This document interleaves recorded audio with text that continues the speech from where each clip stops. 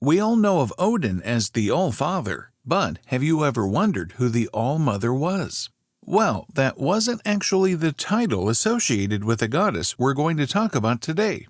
But she certainly has the goddess of motherhood and fertility, and also possibly the namesake of Friday. You might have already guessed it. It's Frigg that we're talking about. She was more than just Odin's wife and the undisputed queen of the gods, who is best known for her fierce dedication to her children. Frigg was the queen of all Norse gods and a prominent member of the Aesir clan.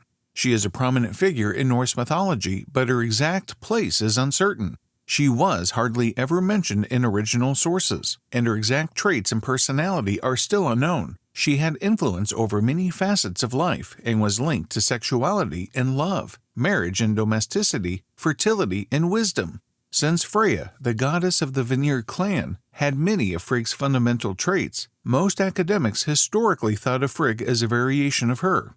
Like Freyja, Frigg was a practitioner of the satyr magic, and she used rituals to try to predict or change the future. Despite the fact that the two goddesses were frequently shown as distinct beings, it is possible that they sprang from a single being whose personality changed so drastically that they needed to be given different names. In contrast to Frigg, who had more traditional sexual morals, Freyja was notorious for her indulgence and promiscuity. Frigg's origins and parentage are also unknown. Later in life, Frigg wed Odin, and together they had Hermod and Baldur, the brilliant god regarded as the smartest of the Aesir gods. She was frequently seen seated on a throne or striking a dominant pose.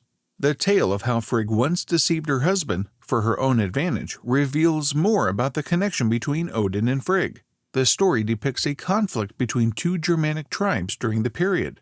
The VANDALS tribe caught the attention of All-Father Odin, who believed that they should be the ones to prevail in this war. However, Odin's wife believed that the Winilers were the tribe who truly deserved to triumph.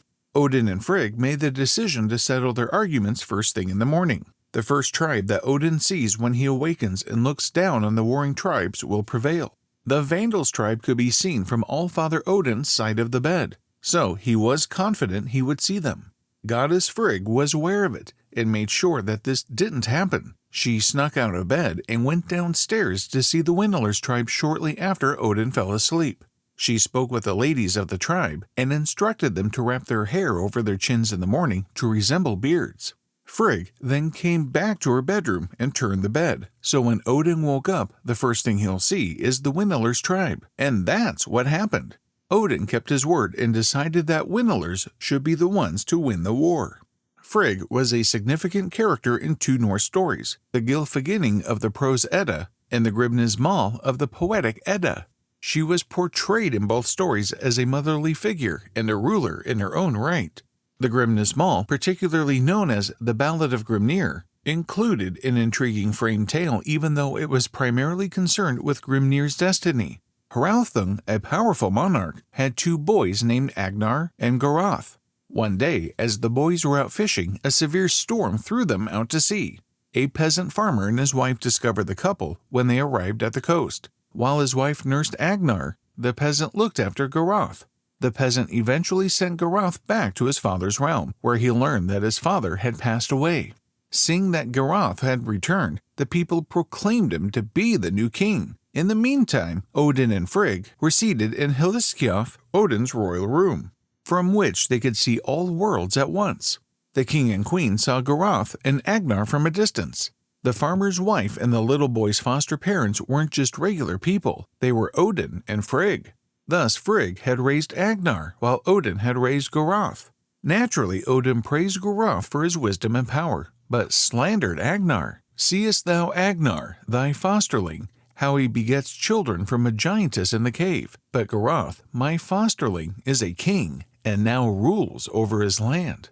Frigg responded with a criticism of her own, rather than simply watching helplessly while her foster child was reprimanded.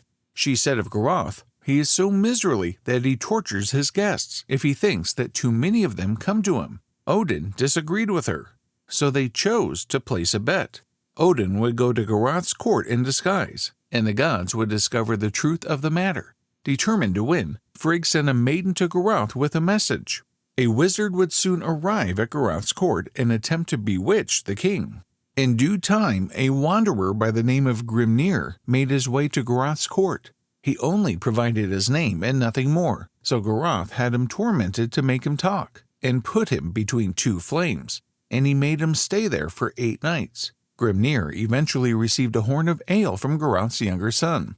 It was obvious that Frigg had won the bet. She showed her fierceness as a foster mother who was prepared to use torture to defend her foster child by outwitting Odin. The second one was one of the best stories in all of Norse mythology, the death of Balder.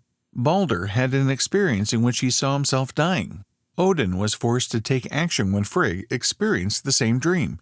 In order to find an oracle who could interpret such ominous visions, Odin mounted Sleipnir, his 8-legged horse, and journeyed to Hel, the land of the dead. Odin discovered the Volva and, using his own magic, brought her back to life. The Volva initially refused to tell Odin anything because she felt insulted by being so forcefully woken. When the Volva eventually decided to cooperate, what she told Odin confirmed his worst fears. Balder would indeed die, and those who loved him would mourn. Odin delivers the bad news, and Frigg is horrified. She approaches every living and inanimate object in the world, determined to dismiss the prophecy, and demands that they swear an oath not to harm her son.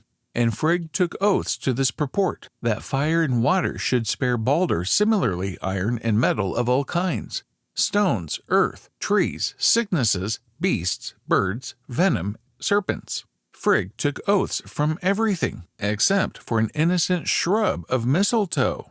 Unfortunately, Frigg's carelessness was soon discovered by the evil Loki, the Norse pantheon's cunning trickster. Loki contacted Frigg while pretending to be a lady and inquired if everything had made a vow never to harm Balder. Not knowing the woman's true identity, Frigg said she hadn't asked for the oath from a meek twig of mistletoe. After learning this, a delighted Loki hurried off to find some mistletoe and made a spear out of it. He came back to see the gods mocking Balder's invulnerability by tossing missiles at him. Scanning the crowd, Loki spied the blind god Hoder, meaning slayer. Handing him the spear, Loki told him to throw it directly at Balder. Hoder did as he was instructed, and the spear struck Balder fatally. Nearly overcoming with grief, Frigg requested a volunteer to go to Hel, the ruler of the afterlife, and plead for Balder's release. Balder's brother Hermod, her lesser-known son, who volunteered, rode Sleipnir to the halls of Hel and there discovered Balder. Hermod requested the release of Balder from the goddess of death, stating that the fallen deity was the most adored creature in all of existence. Hel promised to free Balder, but only on the condition that all things weep for Balder. The Aesir dispatched messengers all throughout the known globe as soon as Hermod broke the news to them. Everything they encountered, including people, animals, plants, and even inanimate objects like rocks and stones, cried for Balder. The gods were close to getting tears out of every last entity in existence when they found an old giantess named Thok in a remote cave. This giantess, who was really Loki in disguise, refused to cry for Balder, and in doing so condemned the fallen god to remain in hell forever. Now, apart from myths, there's one exceptional thing about Frigg that all of us love. That is the day inspired by her name, Friday. Friday, when weekend begins. So raise your mistletoes and scream TGIF as we wrap this video up. We'll see you next time with another amazing story. Until then, stay mythically mad.